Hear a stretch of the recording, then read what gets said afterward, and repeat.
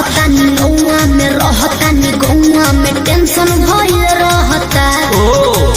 जानी ट्यूशन में बन के पोजीशन में फेरा में सब रहता।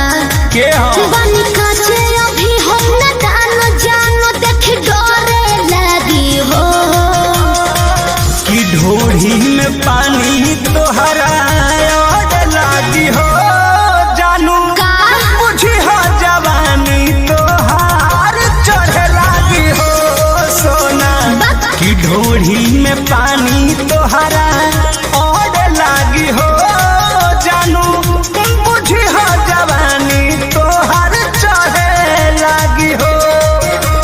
चुप रहा।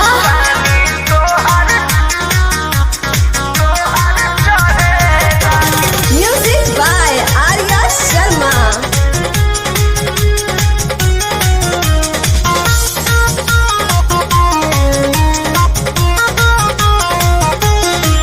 कुछ के नहीं जानकारी बहो लाइन मारे वाला काम जारी बहो की का करता हो।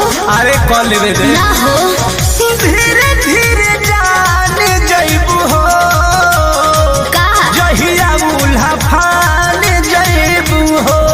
कुछ के नहीं जानकारी बहो लाइन मारे वाला काम जारी बहो दे तो साथ धइला हाथ सब सवारे लगे हो।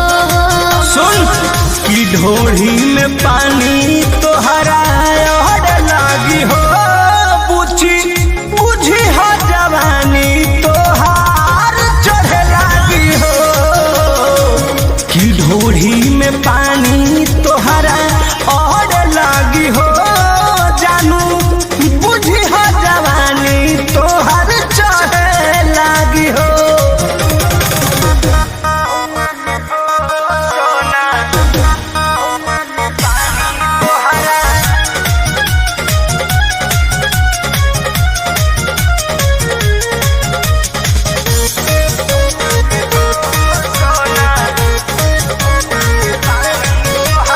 बेदर्दी से विरोध बहो फेरा में परल परमोध बहो।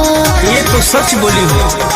हो चंदन बियाहूत गचबा काहे चीज तोहर भेरी मचबा। कृष्ण बेदर्दी से विरोध बहो फेरा में परल परमोध बहो कहे शिल्पी राज सब काज मोर भी कहरे लगी हो।